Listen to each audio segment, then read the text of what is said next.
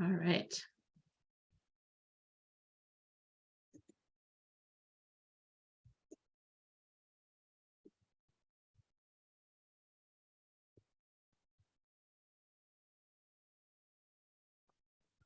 All right. Okay. Shall I share my So, slides? I'll do a quick introduction, but yeah, if you want to share your Sure. slides as well, that's fine.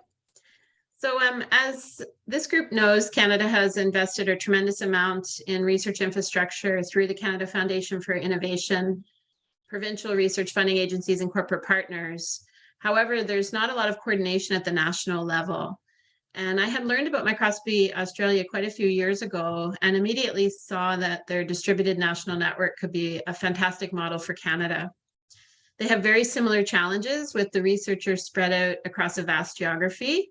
And I always think it's interesting, in Canada, we're all kind of spread across the, in a line across the US border. And in Australia, they're around the outside of the continent. They have a similar size population, and they also have a lot of research investments in research infrastructure that's supported by expert platform scientists. So I really think hearing about Microscopy Australia today will be helpful for this community. So Dr. Lisa Yen has over 10 years of experience in senior management of national research programs in Australia. She has a PhD from Macquarie University in cognitive science, specifically in speech and language. She joined Microscopy Australia in 2019 as the Chief Operating Officer and has been a member of the Global BioImaging International Management Board since 2019. And she was appointed Vice Chair of the board in 2022. In her role as Chief Operating Officer, she leads the Microscopy Australia team to deliver outstanding research infrastructure support to researchers across Australia. And this includes access to infrastructure and expertise at 9 participating facilities. She manages Microscopy Australia's operations, including the financial management, reporting responsibilities, and future planning. And she also oversees communication, marketing, stakeholder relations, and engagement activities to strengthen industry, community, and institutional collaboration. It's such a pleasure to invite Lisa to be with us today and tell us about how the Distributed Advanced Microscopy Network of Microscopy Australia supports the research community across Australia and abroad. So thank you so much for being with us, and I'll turn it over to you. Yeah, thanks so much, Claire. And as Claire sort of started, from my perspective, I'm happy for this to be a bit of a conversation. If you do want to interrupt along the way for any points of clarification, but really just thought it was a good opportunity to explain how Microscopy Australia works, how we structure our facility network, what are some of the things, I guess, some of the initiatives that we do, how we communicate our impact, and a little bit about staff professional development activities that we do.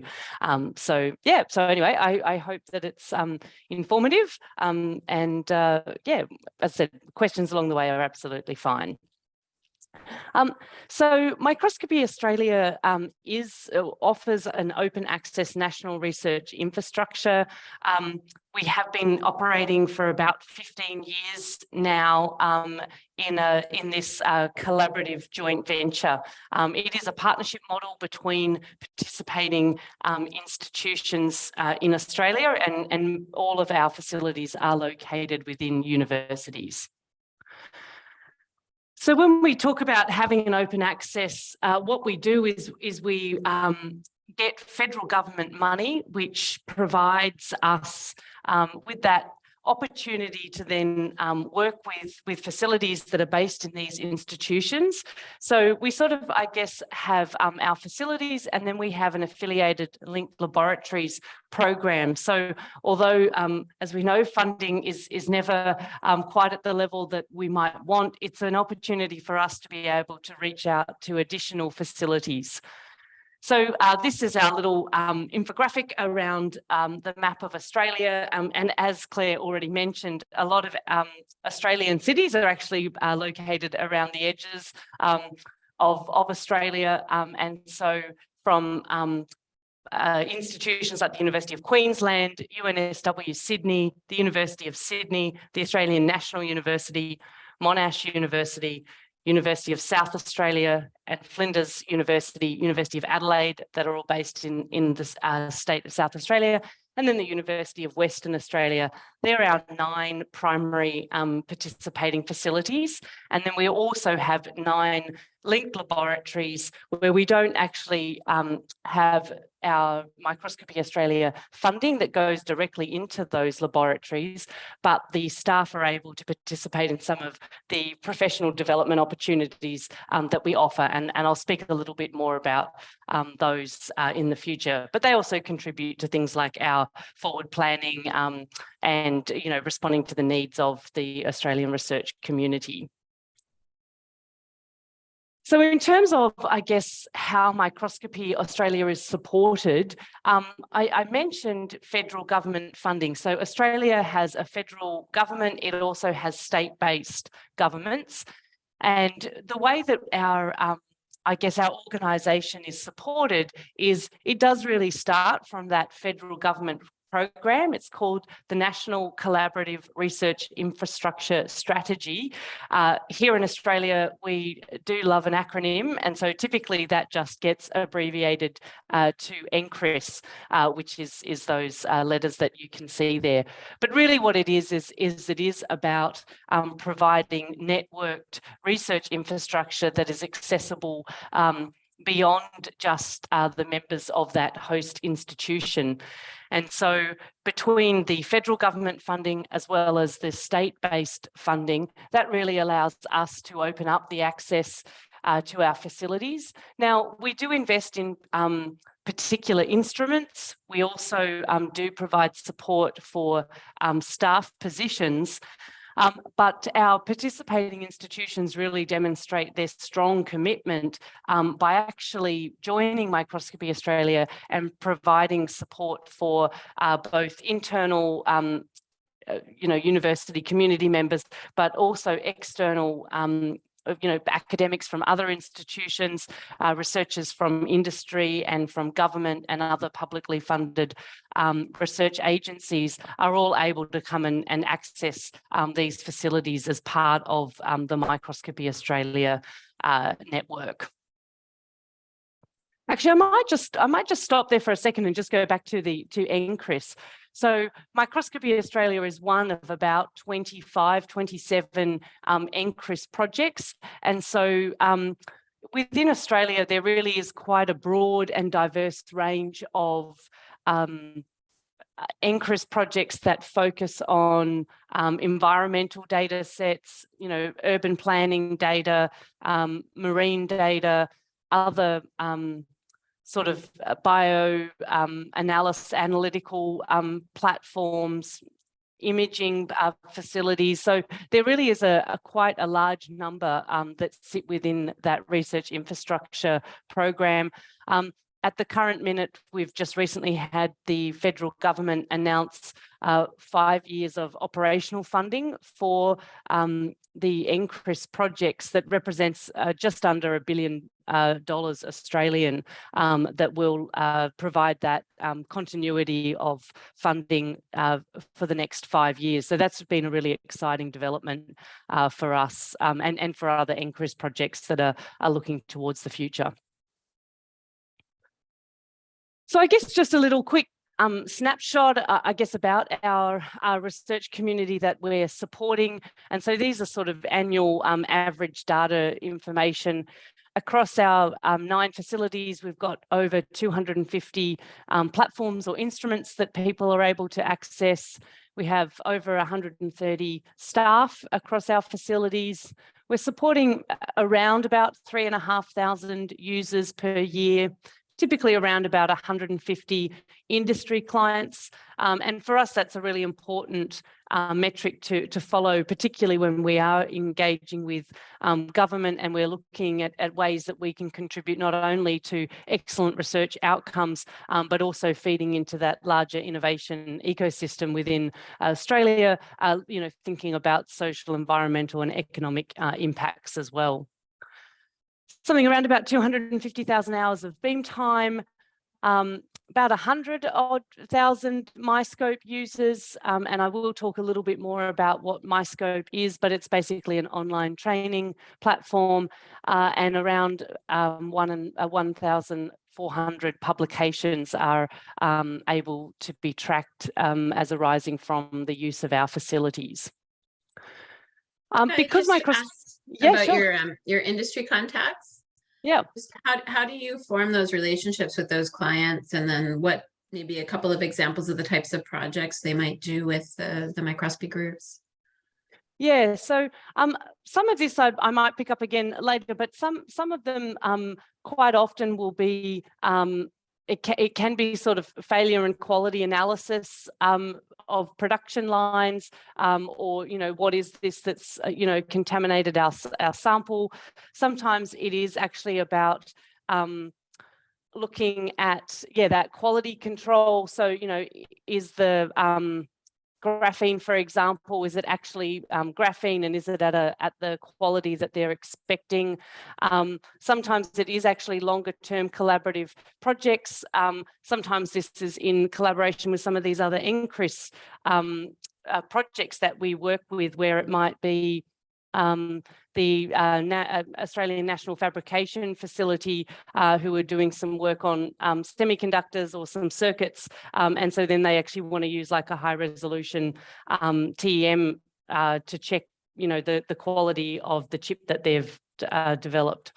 So it sort of is quite a range. Some of them are long-term collaborative projects that might run for, a year or so, or a year or more. And sometimes they really are just single, send us some, SEM images of this thing. And it's kind of, very much a sort of direct short-term fee-for-service job. So there's quite a range of those industry clients.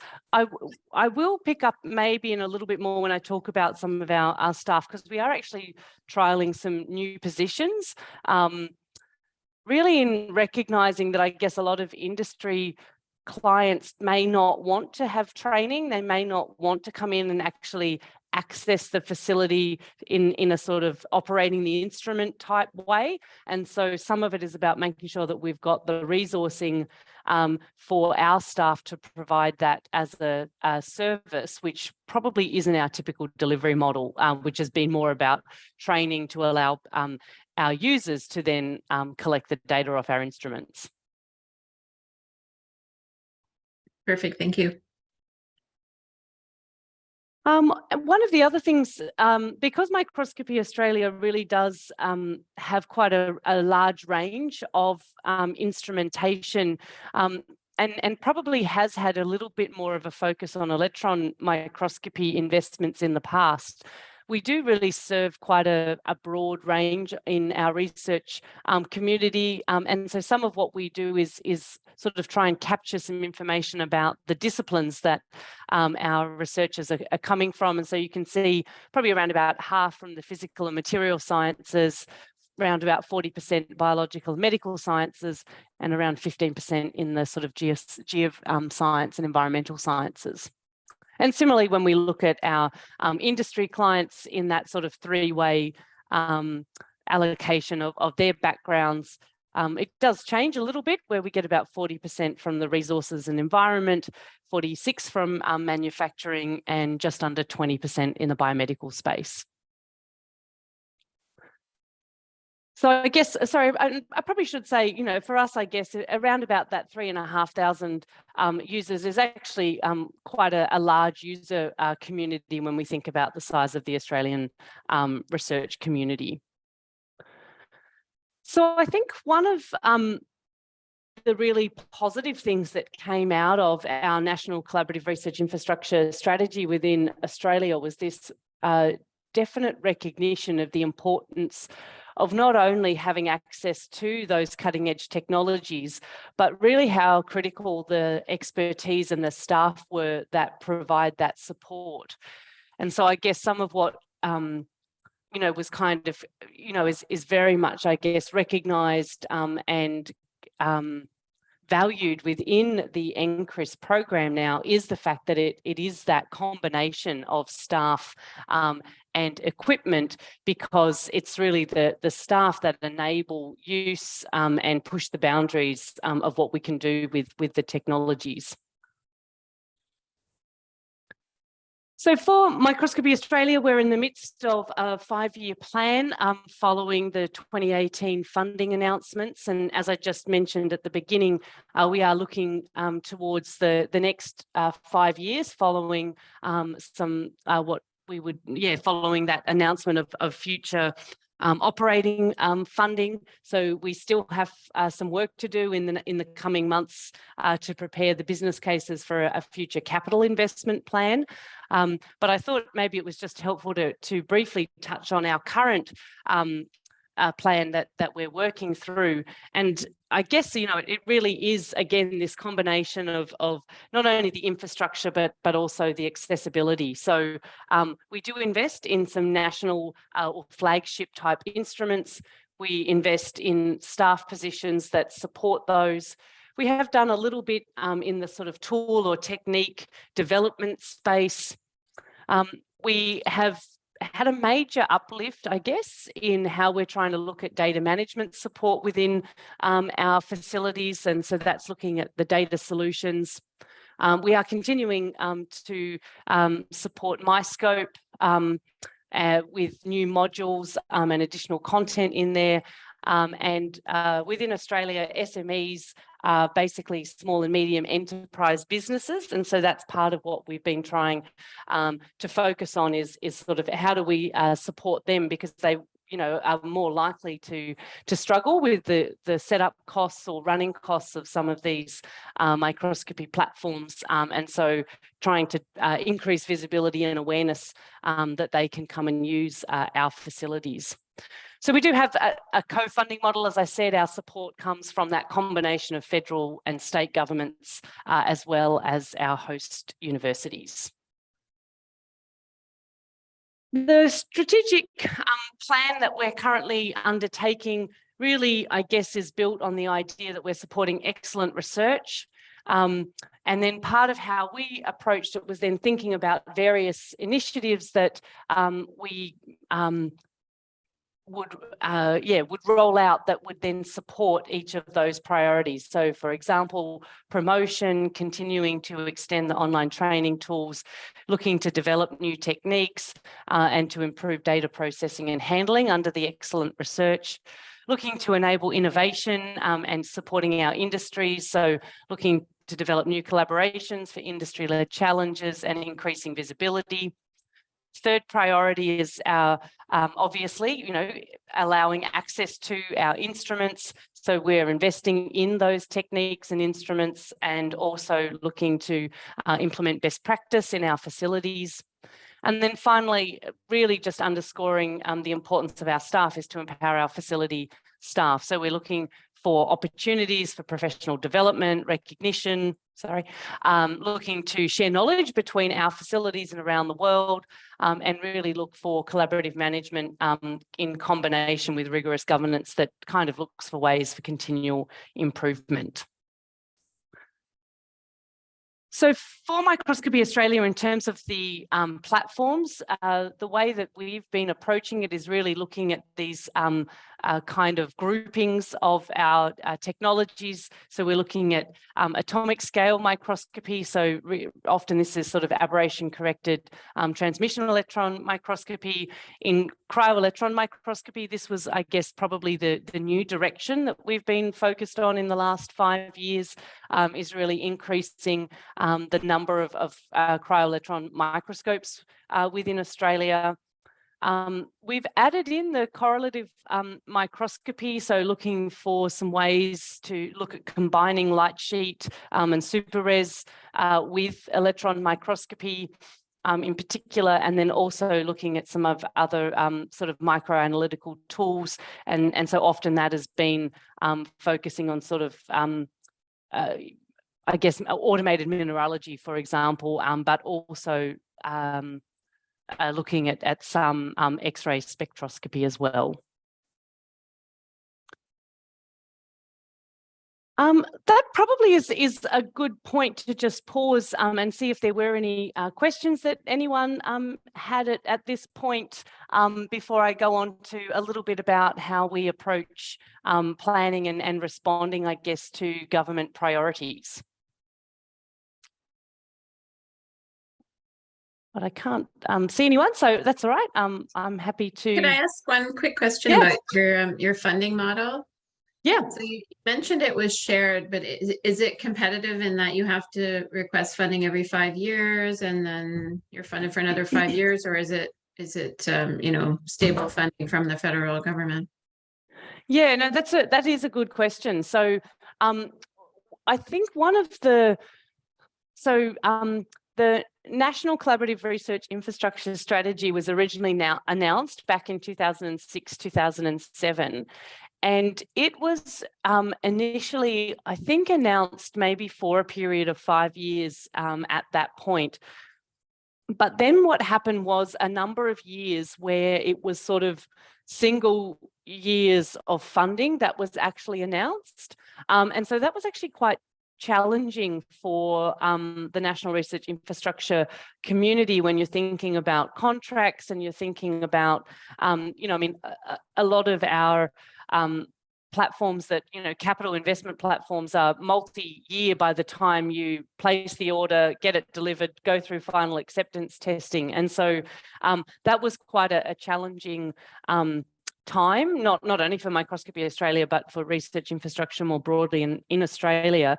And then what happened around that 2017, 2018 period was with bilateral support. So we sort of have two primary political parties here in Australia, but there was bilateral support for announcing a 10-year commitment to the National Research Infrastructure Program. And with that, they released it for 5 years.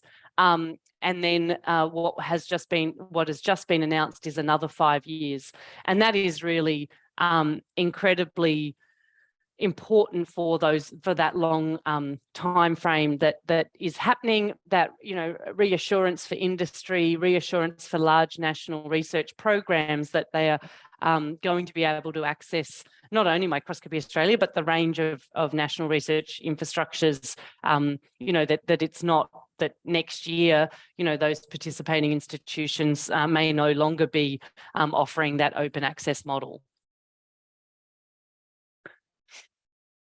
Go ahead, Vidya. Yeah, Vidya.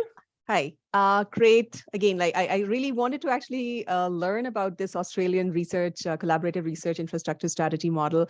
And thank you for sharing that. So I wanted to know, if there are all the imaging facilities in Australia, are they all part of this, or is it something like you may still see that there are individual, single staff-led core still exists in Australia, or is it all part of everybody kind of automatically becomes member of this?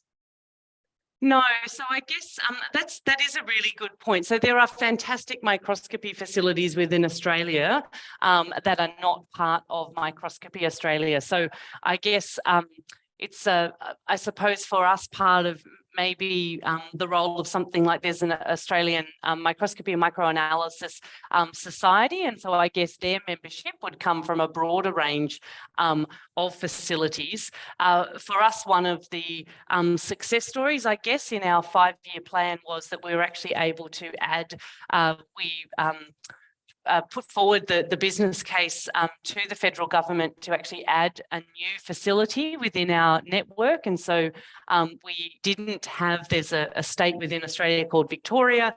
We didn't have a Microscopy Australia facility in that state. And so we were successful in putting forward and receiving additional funding to add Monash University as one of our participating facilities.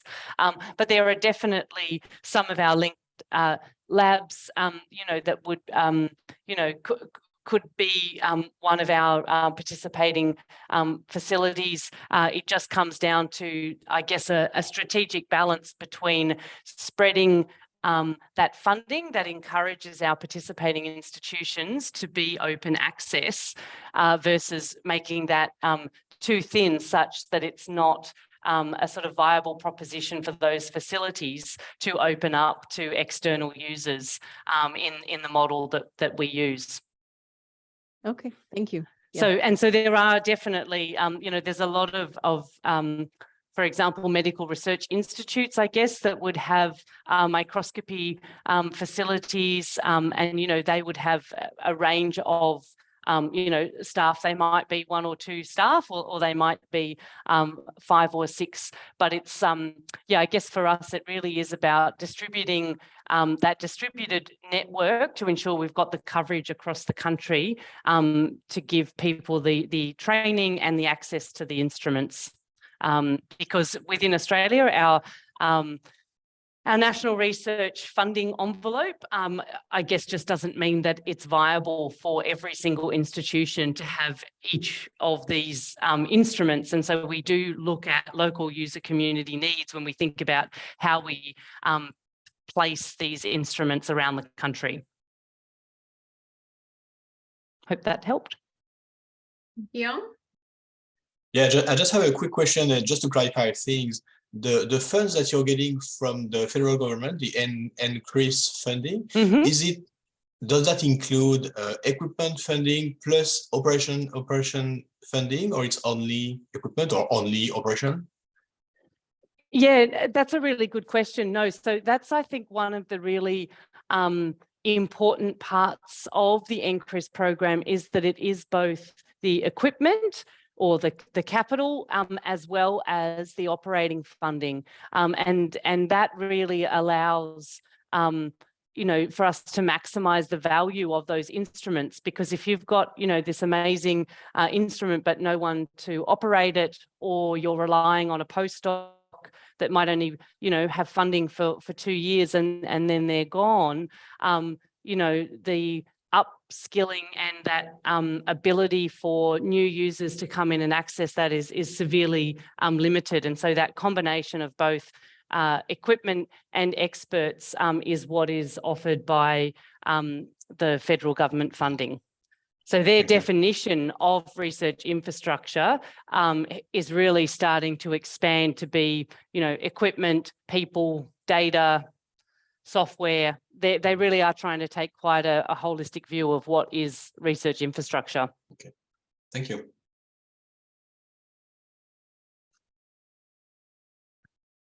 Okay, well, I might go on then if there's no other questions. So, so we talked about the sort of 5-year plan that we're currently doing, and the reason that we often focus on 5-year plans is really because we've got a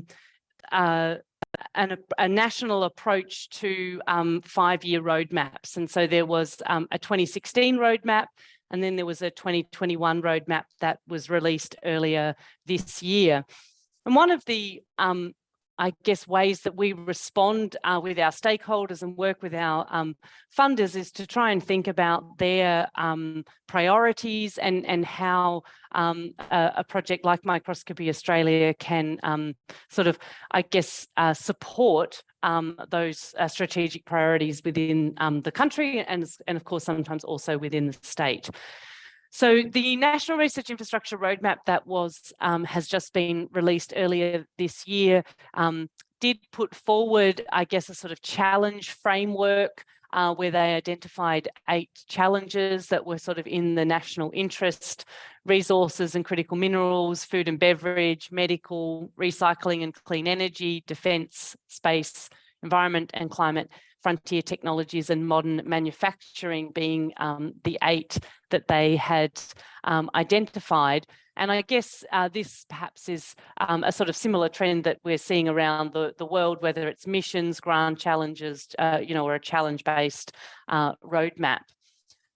And so what Microscopy Australia did, and I don't expect you to be able to read them, but it's really just trying to demonstrate that one of the ways that we chose to respond to that roadmap was to try and think of some little snapshot case studies where we looked at, where are some of the projects where Microscopy Australia has been supporting, defence? Where have we supported climate and environment, or, look to support, say, for example, the C4 rice project, where they're trying to improve the sort of photosynthesis within rice, and that's a global project that we're involved in. So just trying to, I guess, distill down the fact that we really are providing underpinning support for those national research infrastructure challenges through these little accessible sort of snapshots of what our facilities support. I guess another way that we're trying to approach that as we're looking towards the future is we have done some work within our community, within our, we have an international and national scientific advisory committee that we work with. And so some of what we do is we think about those 4 areas of our capital investment, and looking forward, we still think that they're good labels or groupings for us into the future. And we then tried to think about how we could map some of those techniques into some of those challenges to kind of demonstrate that range and that breadth of our underpinning infrastructure.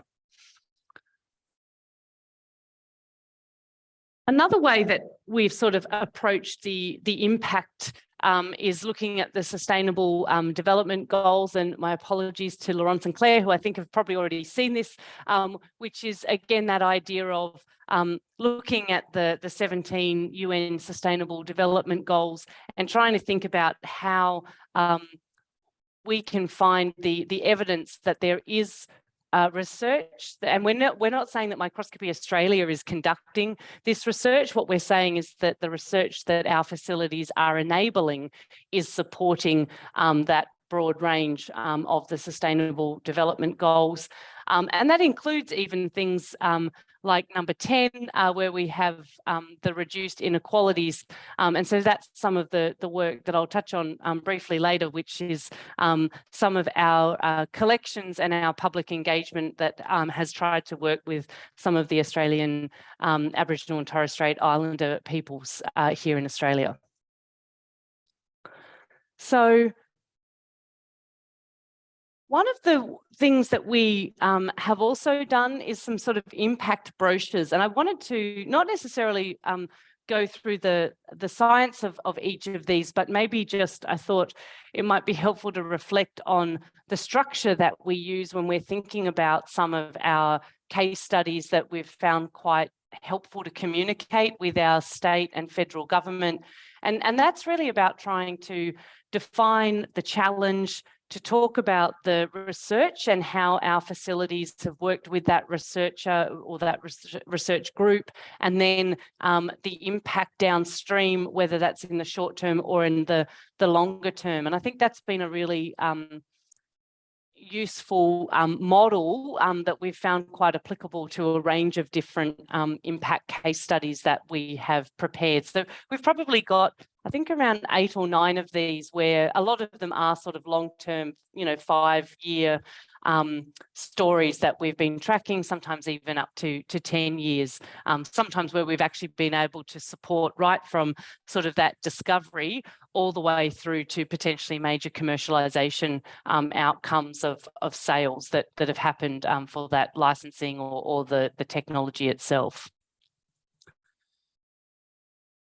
And so I guess, then we take that into, some other stories where we recently have just had some presentations from some of our staff where they tried to think about how various projects that have used our facilities have got that challenge, that research and that impact. And so I guess I think I wanted to just sort of share this as a template or as a model of how you can really break down your communication to think about, there is a need for energy. Some of these thin film photovoltaics are really important. And so, how do we actually then avoid the use of these sort of rare or sometimes toxic elements? So then, part of what's being used is some of our high resolution TEM, where you can see those individual atoms in the thin film, and then also part of our approach of looking at sort of correlative approaches, where we're then also not only just using the transmission electron microscopy, but combining that with atom probe tomography so that you can actually see them in the 3D space. And these are really just snapshots, I guess, of how we would try and talk with government as sort of our good news stories to engage with them in that partnership model and seeking those co-contributions or co-investment. I might just skip on to another one though, which is just maybe at a slightly different one. Sometimes it's not just about the science itself. This one was one that we'd recently developed. I talked before about trying to increase some of the data management capabilities across our facilities. And so this is an example from our Adelaide microscopy facility, where they identified the fact that a lot of their users aren't maybe engaged in sort of best practice in terms of data management. So they then started trying to develop a sort of file organization, a bit of, I guess, the sort of file naming, what do you call that? I've just lost a sort of naming convention. That's the word I was looking for. So that it allows, it benefits not only perhaps say the student that's conducting that training, but then it also helps, with their supervisors, who are quite often then the stewards of those data sets once the student may have completed their work. And so I think this is again another way of how we sort of still take that same sort of, challenge or, the action or the research that was conducted and then the impact. And you can see, they are often training something in the order of about 500 new users, across a number of sites within the University of Adelaide. And so, again, it's kind of a tangible way of thinking about some of what Microscopy Australia makes possible. Definitely wanted to harp on, I guess, a little bit about how our experts are really key and critical to our organisation's success. We do have a range of staff that we support. So there's people like myself who are in the sort of core operations team.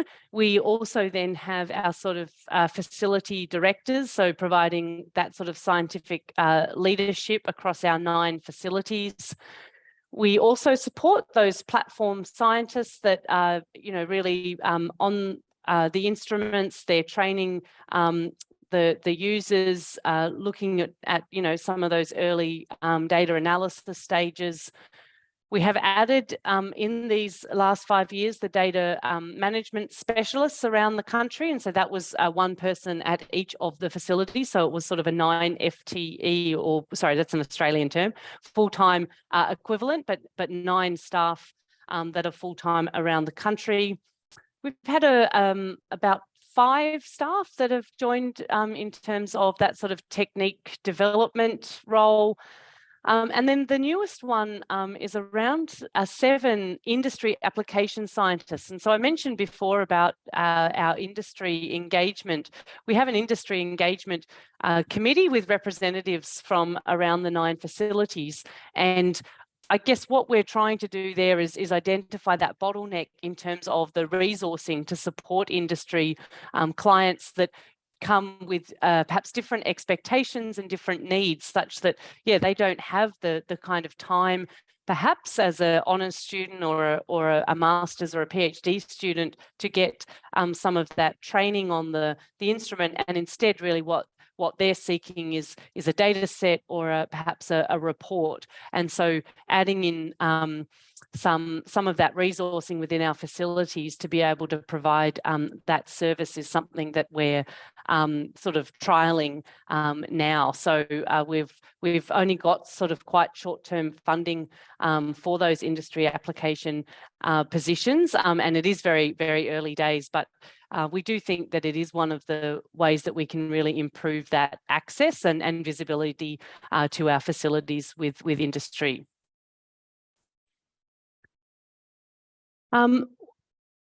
In conjunction, though, with the fact that we do have such a broad range of staff positions that we're supporting, we also think it's really important that we offer professional development for our core facility staff.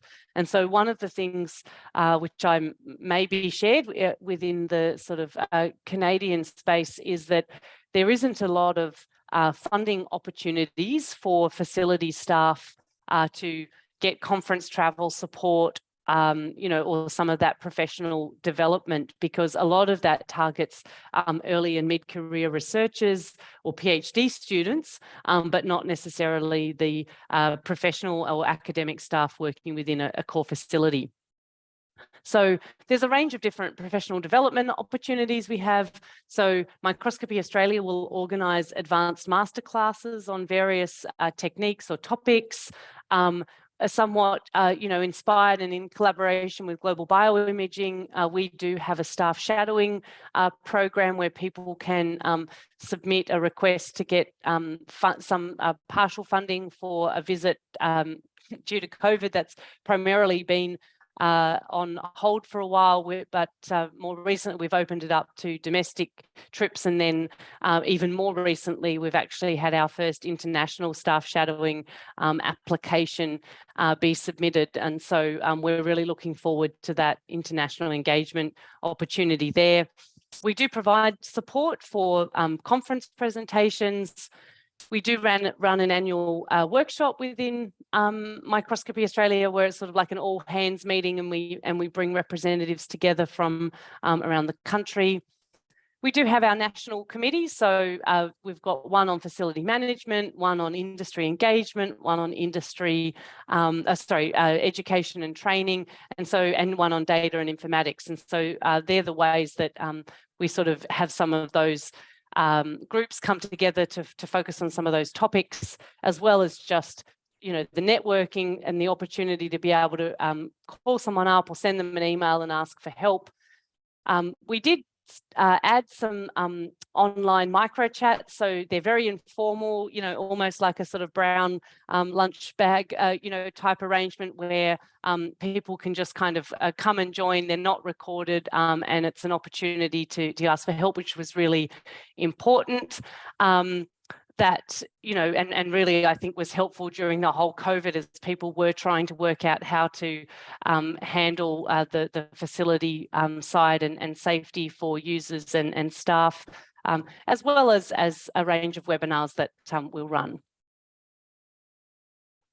And I did want to give, full credit to the Global BioImaging network, because I think that, we do really benefit from those connections, as well as the national imaging facility that's here in Australia, as part of that broader network, which of course includes some of the reason that I even, got the opportunity to meet with Claire in Singapore a couple of years ago, and, probably is the spark for why I'm getting the opportunity to talk with you all today.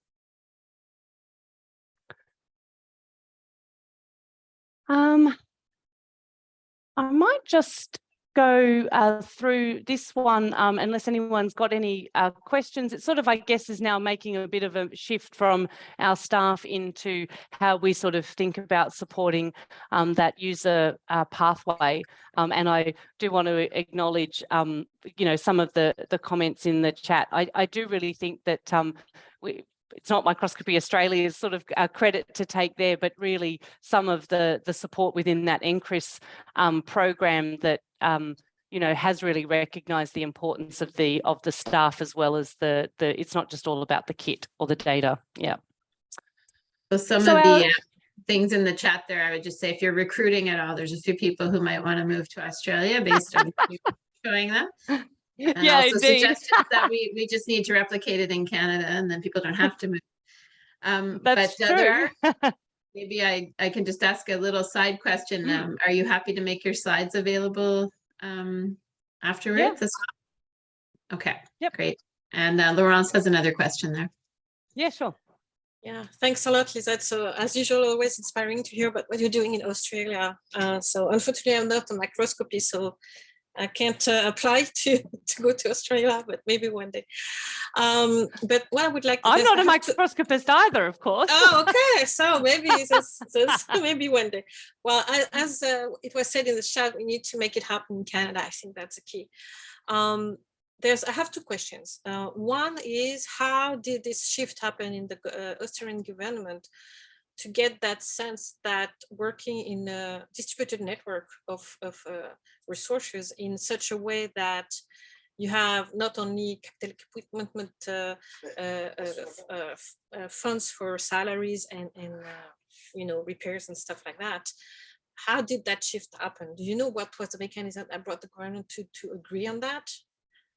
Do you have any historical point of view or story to tell about that? I might have to do a little bit more digging into that, because I'm not quite sure what the conditions were, or whether there was some sort of recommendation from, so within Australia, for a number of years, there has been a chief scientist that gets appointed for the country. And I know that one of the former chief scientists was very instrumental in establishing the collaborative, so there's a cooperative research centre scheme here within Australia. And I'm wondering if maybe some of that was,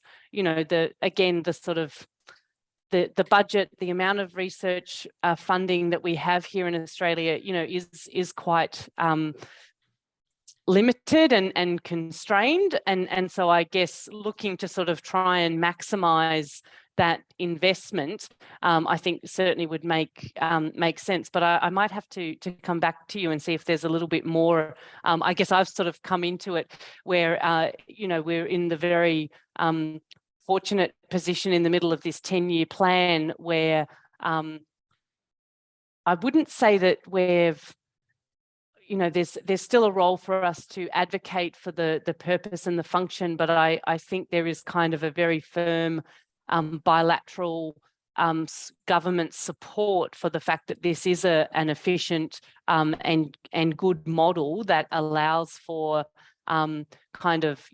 reduced duplication, or where there is duplication, it's because there is demand that will meet it, is really being part of that government support for, and I guess it's the idea of, not investing in instruments that end up sitting in, Lisa Yen's lab, and if Lisa Yen doesn't have the funding to support staff, that then you end up with, millions of dollars worth of equipment that isn't then actually able to be accessed by other research groups. And so I think that was genuinely supported through NCRIS.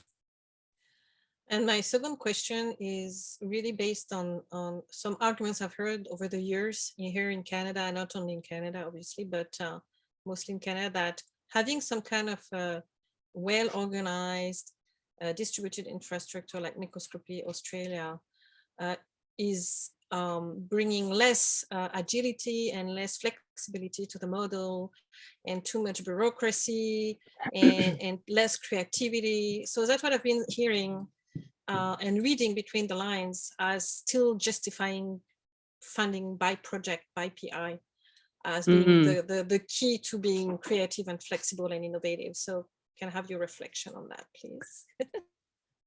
Yeah, I guess it is something that we occasionally, do struggle with as well, because we are often looking at 5-year plans. There is sometimes a bit of I guess that sort of delay between the award of funding and then what's actually being delivered for the research community. I guess from our perspective, some of what we're doing though is that balance between really sort of cutting edge instrumentation as well as instruments that are going to support a large user community. So sometimes we're not always just on that very cutting edge, but trying to think about how do we support, the largest number of users, rather than just always only being on the cutting edge. And so I guess that's the way that I sort of, immediately think about that request is that we are perhaps not as responsive, but then part of what we're trying to do is really support the largest number of users rather than just a specific PI, or their collaborative research group. Does that sort of answer your question? Because I guess we're thinking of this at a national level. What are the needs across all of the research communities rather than just more localized or I guess individual priorities? Thank you.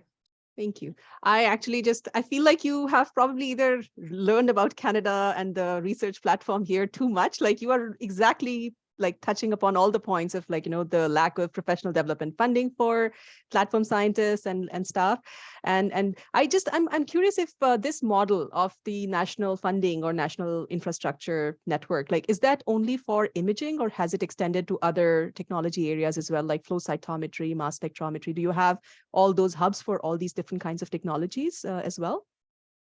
Yeah, so I'm trying to think of some of what I would sort of think of as, other analytical type platforms. So yes, there's definitely mass spec, which would be through Bioplatforms Australia. There's also a phenomics and a plant phenomics group. I'm just trying to think of some of the other projects that I didn't mention though. So there's, there are I sort of did touch on, I think, the environmental and the marine observation. I don't know actually where flow cytometry would sit. I might have to check that. That one might be in Bioplatforms actually. But yeah, there's definitely a sort of trying to maximise, and I guess, for example, Microscopy Australia and the National Imaging Facility are quite complementary, perhaps in sort of grossly speaking. They sort of sit, I guess, at that sort of scale where it tends to be sort of preclinical imaging would be NIF, whereas any of the sort of electron microscopy, some of the we do support some of the nanosims work would be within Microscopy Australia. So I think there has been some of that identification over time, trying to think about what are some of those technologies where it makes sense for a national research infrastructure, where sometimes it does come down to the price point, right, of some of these platforms that are just really beyond a sort of individual institution or a research group. And so that kind of collective open access model really makes sense for some of these instruments. Great. No, thank you. I think that makes complete sense. Thanks. I would just have a question along those same lines, Lisa. Are most of the groups distributed like Microscopy Australia, or are there other groups that are overseeing like one large infrastructure that people travel to? Yeah, so there probably is a bit of a range. Certainly ones like ourselves and Bioplatform and NIF are very much a distributed model. There is a sort of a project that's a heavy ion accelerator that is based, I think, really at a single location. There are ones like the plant phenomics facility where they've sort of, I think, currently got 2 or 3 locations where they've actually got the sort of big greenhouses where they actually do that work. So primarily distributed within Australia, yes.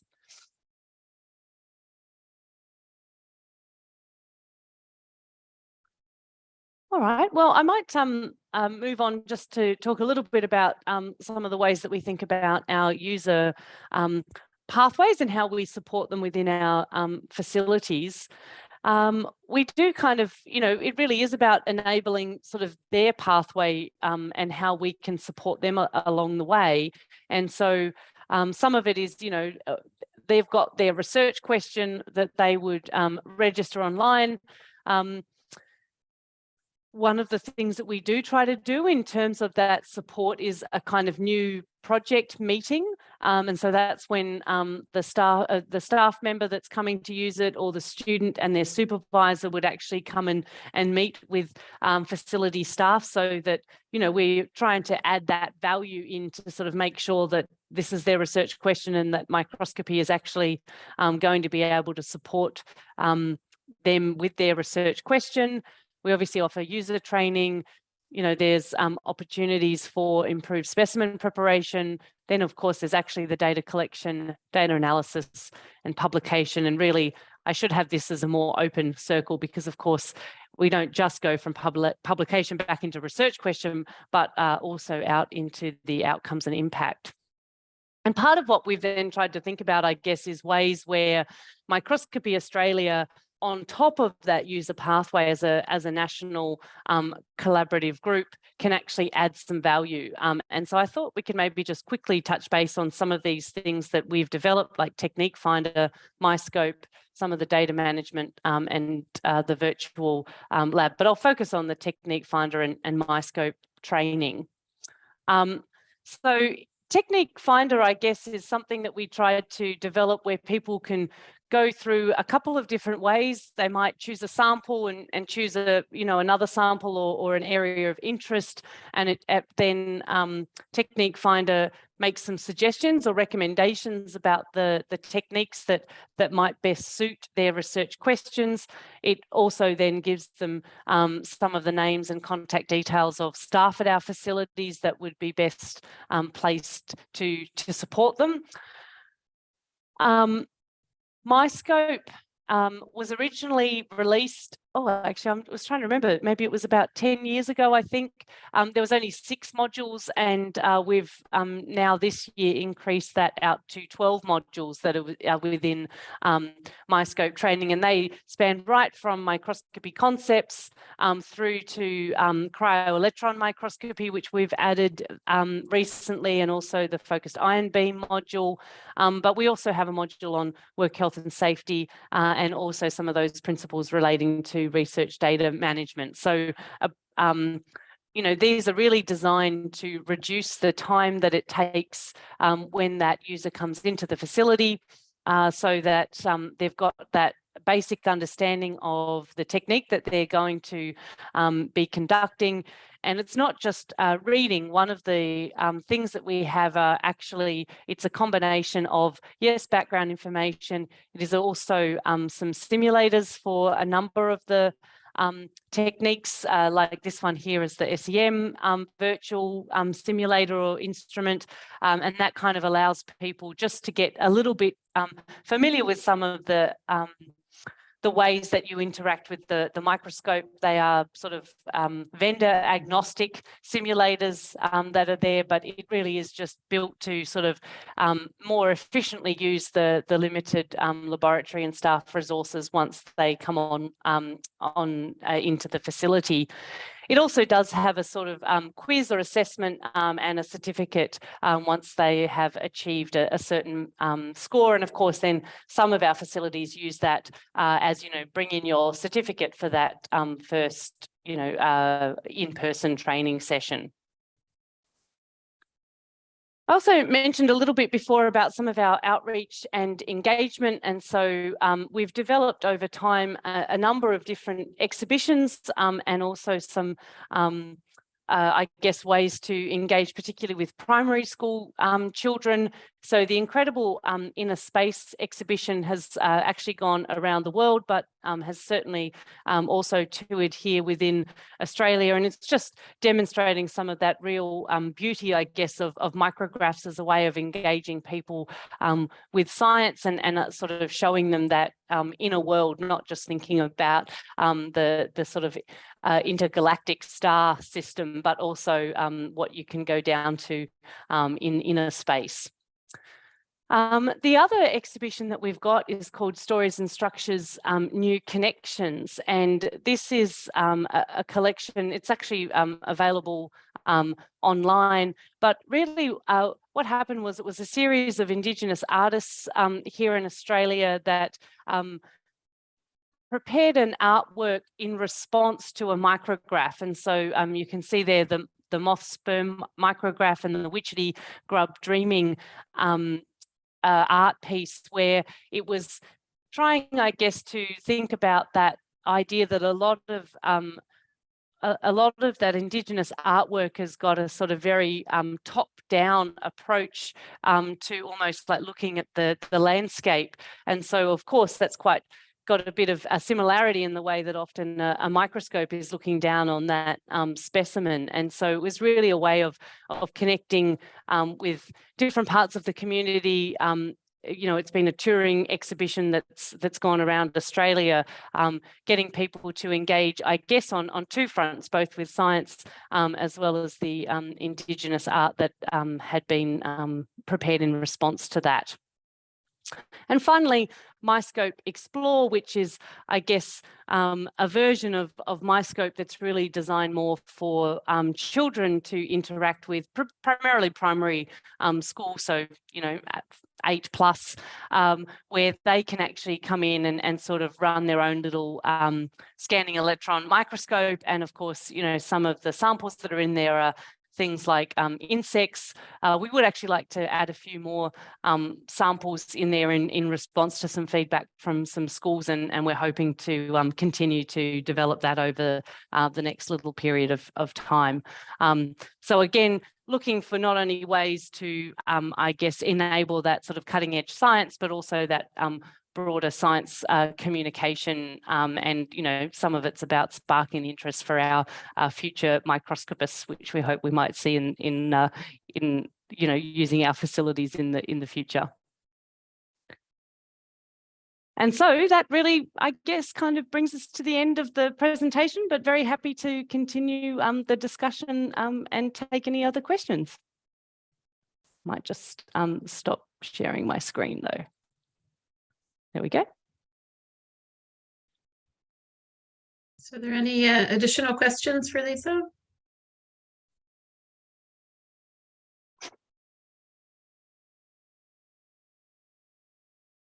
I think it's just full of inspiration for sure. There are so many things that you have covered, which I think we are thinking, like the Canadian network, we are thinking at different stages, different levels. And I think it's great to have like a success story that we can actually say that this is a successful model. It's helping so many researchers, and it's just not a fantasy that we are talking about. So I think that's great.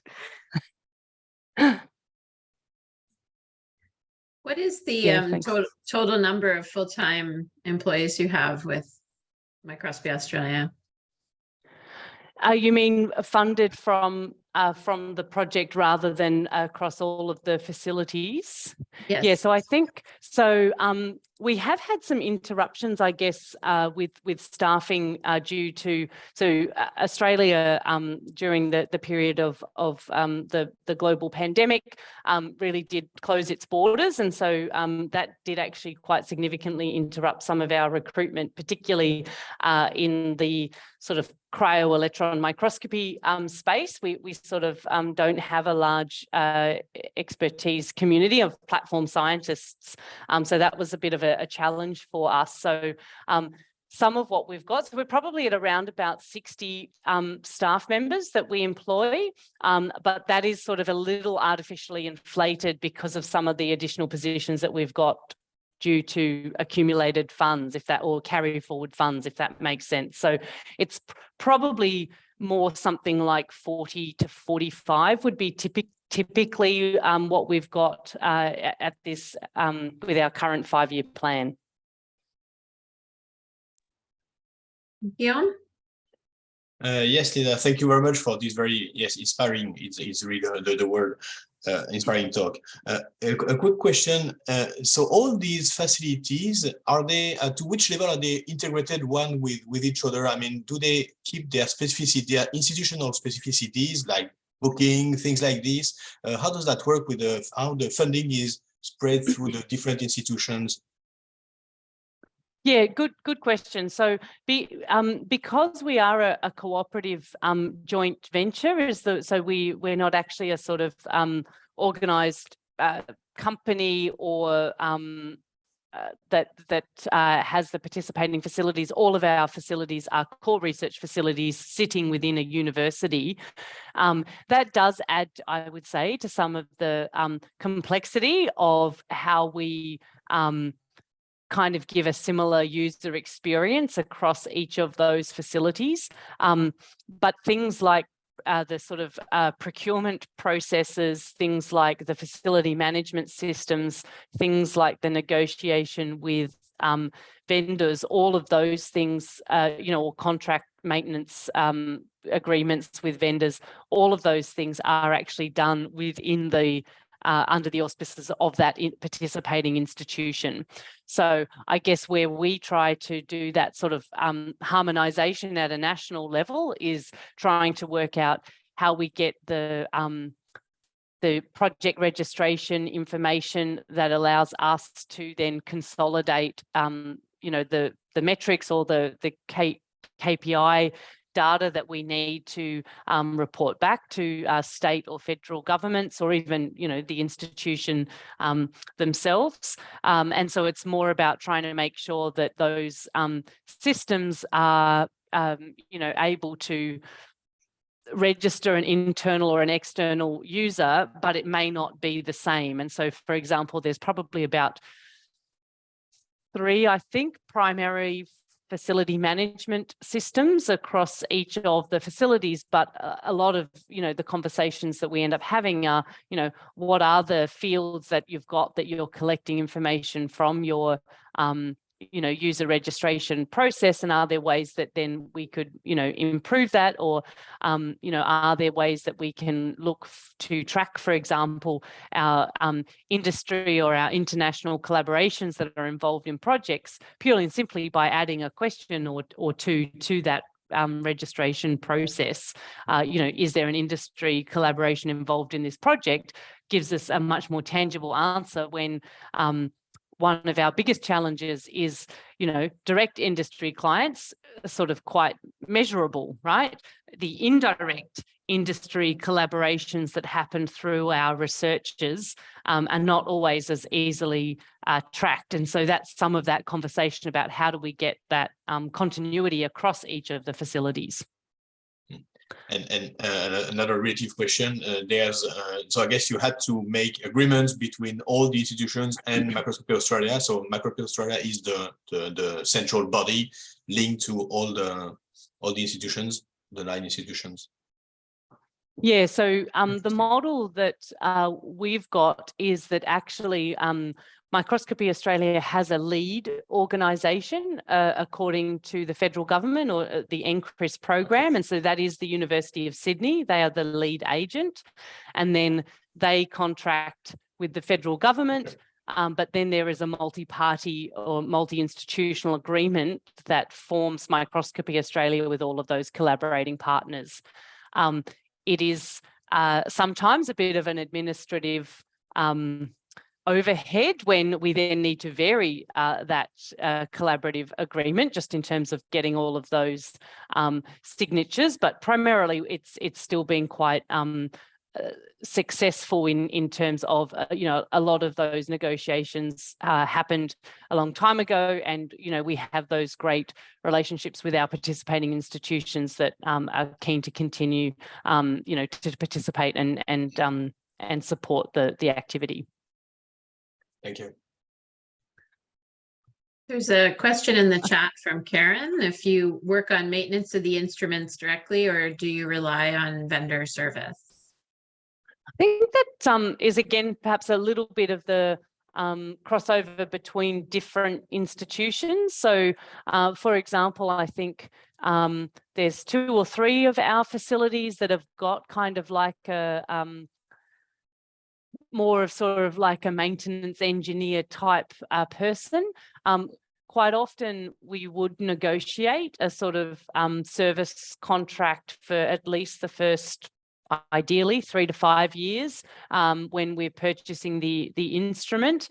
And so it does tend to come more into play as you get a sort of more aging instrument, where the costs of that service contract might start to become quite prohibitive, at that point, and you might be trying to work out whether that's something that you can just do on replacing parts. But a number of our facilities do just rely on vendor servicing contracts that support that. And Microscopy Australia does provide a contribution to those sort of maintenance costs for instruments that are supported within the national research infrastructure. So we have a set of instruments, sort of like that we're supporting, and that's part of where we place those platform scientists, is to support those individual instruments.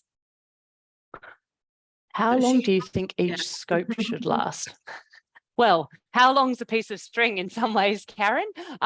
But I guess, you know, I mean, we have got some instruments that are still definitely considered national research infrastructure instruments that would be pushing 15 years old. Sometimes what we're looking, of course, to do is sort of see if there are ways to upgrade those instruments rather than completely replace them.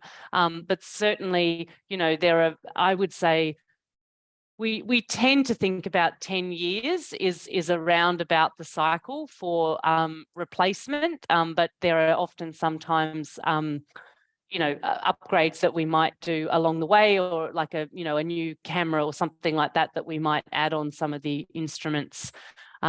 But yeah, there are some that, you know, at 15 and 20 years are still producing, you know, very usable data, but they probably wouldn't tend to be considered a national research instrument by us at that point.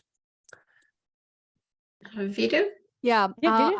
I wanted to ask, like, if with this model, like you have like now more than, I believe, like 10 years of experience in this model for sure. So any drawbacks or anything that prohibits open access, or again, I think Lorenz did mention a good point of like kind of having that balance between creativity versus, you know, really something that's a workhorse and really needed and not cutting edge anymore.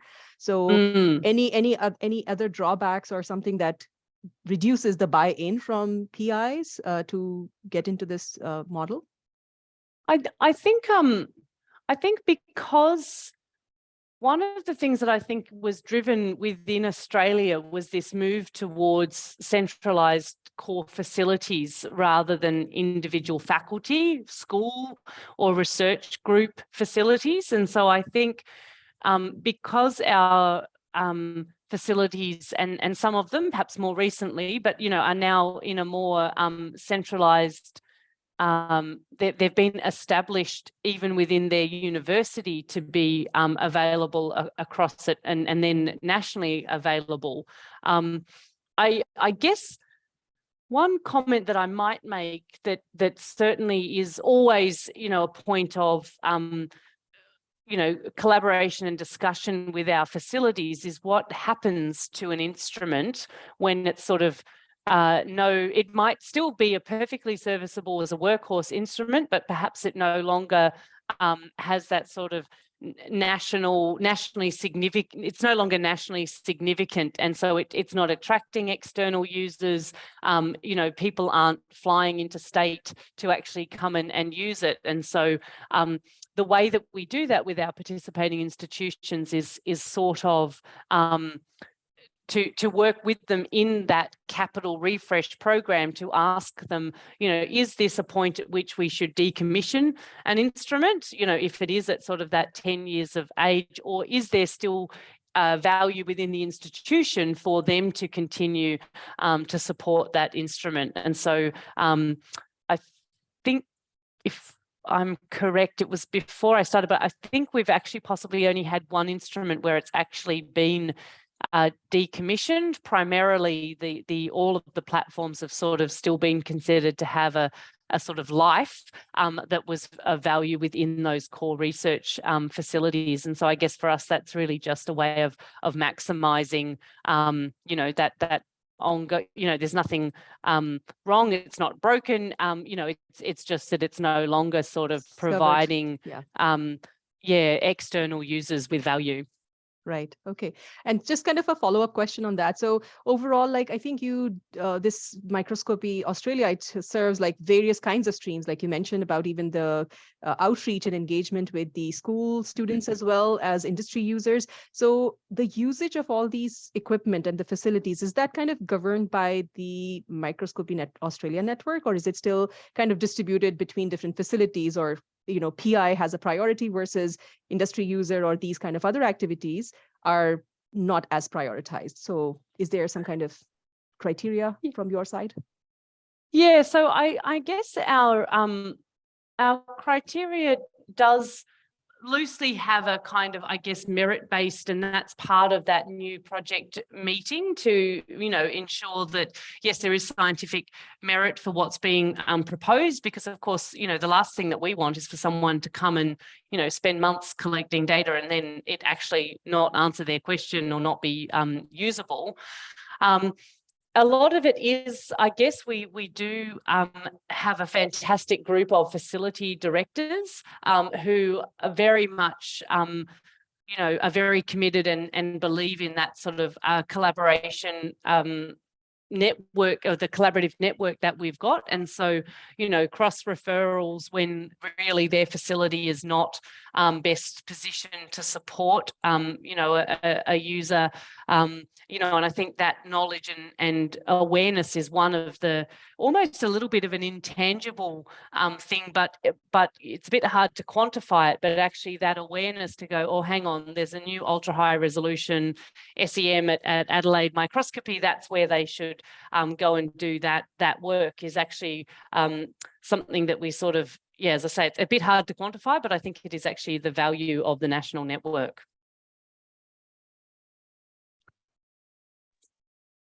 Guillaume?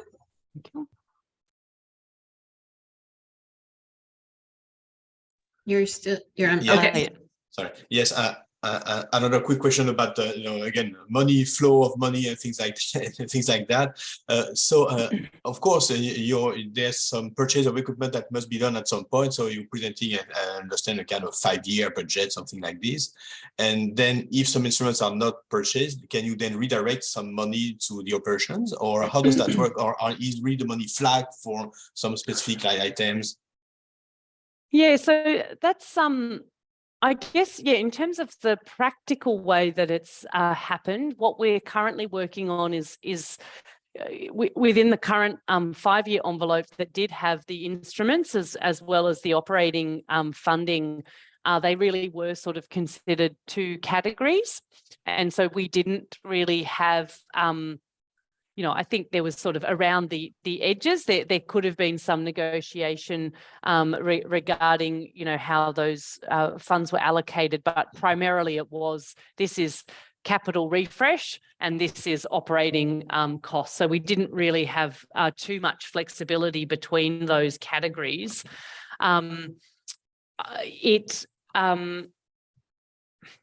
It's what we've got though for the coming 5 years is only operating at this point. So that's part of, I guess, the sort of over the next couple of months, what we're expecting to do would be to put forward business cases or investment plans for capital instruments that would support things like the challenge framework that we talked about earlier. And, part of that will then be the government looking at the roadmap, working, they're going to appoint an expert advisory group that I think will give them input into, how they think about structuring those investments across the NCRIS projects to kind of best serve the nation's priorities. Thank you. Yeah, I think we're getting pretty time, but yeah, go ahead if you want to. Yeah. Oh, yeah, I was just going to say, so I think there's a question in here about training the typical TEM user usually takes more time than a PI can afford at user hour.